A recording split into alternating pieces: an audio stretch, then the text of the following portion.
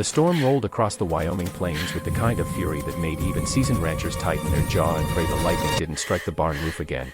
And as Tom Braddock pushed through the wild wind, clutching his coat tight, he heard the panicked scream of cattle slamming against the fences as thunder cracked like God's own rifle overhead. And he knew something was terribly wrong because his dogs were barking toward the old abandoned well, an ancient stone circle half swallowed by weeds that locals whispered about but no one had checked in years, and when he got close enough, lantern swinging, rain slicing across his face, he saw fresh claw marks in the mud, rope fibers caught on the stones, and a broken wooden cover leaning halfway over the hole, and his gut tightened because the cover shouldn't have been moved by wind alone. Then the dogs whined, and he knelt, holding the lantern over the opening, calling out, "Anybody down there?" through the roar of the storm, and when a faint cry floated up, weak, trembling, desperate, Tom felt his stomach drop, because the voice wasn't a grown man's or a miner's echo, it was small, brittle, the voice of a frightened child, and without another thought he shouted over his shoulder for his ranch hand, Eli, sprinting through the mud to fetch ropes, and when Eli arrived, soaked to the bone, Tom yelled the words that would become burned into his memory.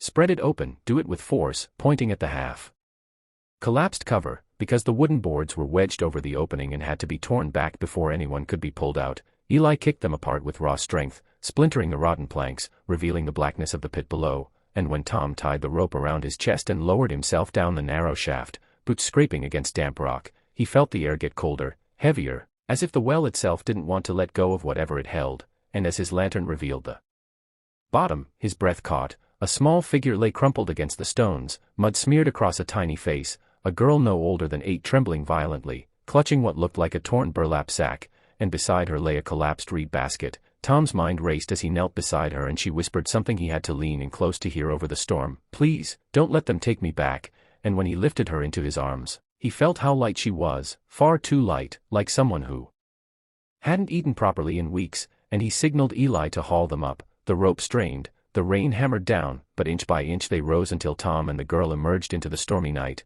and when he carried her toward the barn, she suddenly grabbed his collar with a grip of absolute terror, staring toward the fence line where lightning flashed, and in that split-second light, Tom saw 3 figures on horseback in the distance, motionless silhouettes watching. Then, as the thunder cracked again, they turned and vanished into the curtain of rain. Tom's heart pounded, because he knew what that meant. Someone had thrown this girl into the well on purpose.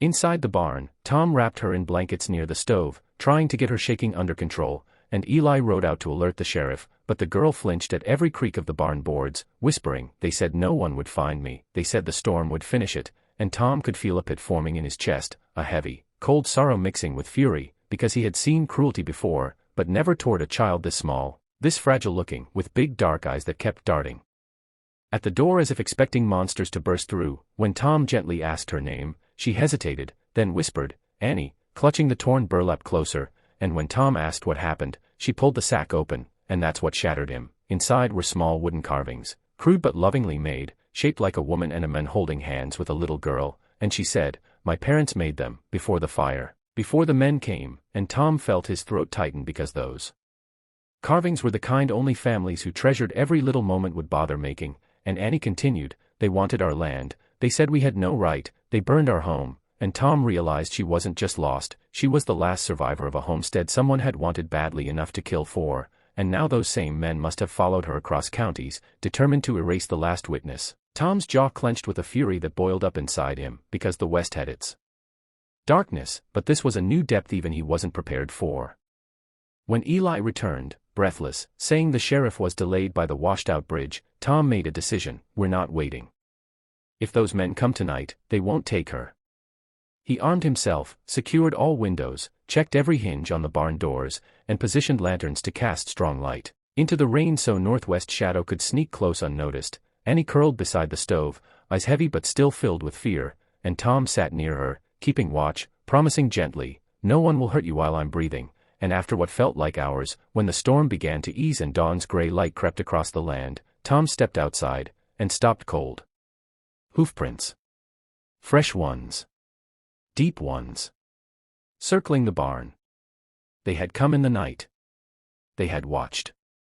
They had left only because the storm made an attack too noisy and too risky, and Tom knew this wasn't over, not by a long shot. He walked back inside and saw Annie clutching her carvings, whispering to herself as if repeating a memory, and he knelt in front of her, placing a hand on her shoulder. "You're safe now, Annie."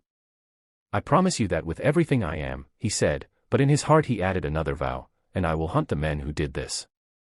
Because he wasn't just a rancher, he was a man who had lost his own family years ago, and seeing Annie alone, terrified, and nearly murdered awakened something deep, something fierce, something righteous. He would not let history repeat itself, not on his land, not in his watch, and as he planned the next steps, telling the sheriff everything, contacting nearby ranchers for backup, preparing for the inevitable confrontation, he looked at Annie again, and realized something profound. Sometimes fate didn't send a hero to save you, sometimes it sent someone broken enough to understand exactly what saving meant. Tom lifted her gently, wrapped her in a warm coat, and whispered, "You stay strong, little one. Stick with me. We'll face whatever's coming together."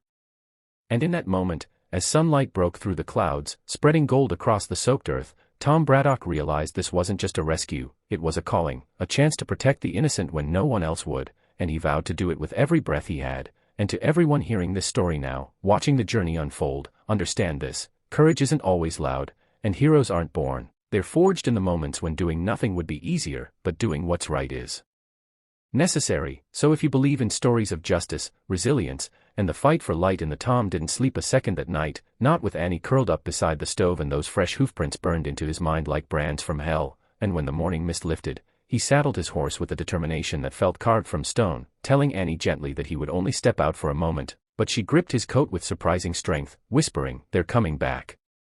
And her certainty chilled him deeper than the morning air. Still, he forced a calm smile, left her in Eli's care, and rode toward the ridge overlooking the valley, hoping for clues, but what he found tightened every muscle in his body: a burnt campsite, fresh embers still breathing smoke, prints from 3 horses, and the unmistakable smell of kerosene, proof those men were planning something bigger than reclaiming a witness.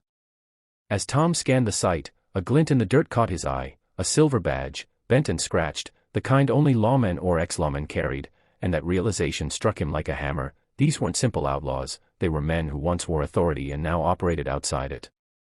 Tom rushed back to the ranch, heart pounding like a war drum, but before he reached the barn he saw Eli waving frantically. Inside, Annie sat trembling, pointing toward the window, saying, "They watched me," from the tree-lean, and Tom felt a fire ignite inside him, protective, fierce, unshakable.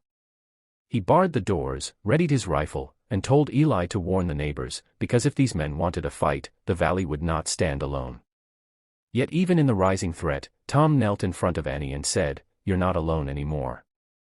Not now, not ever," and for the first time, she nodded without fear. And as the sun dipped and shadows stretched long across the plains, Tom understood, the storm wasn't over, it was only gathering strength, and when it struck, he would be ready to stand between Annie and whatever darkness dared ride toward them.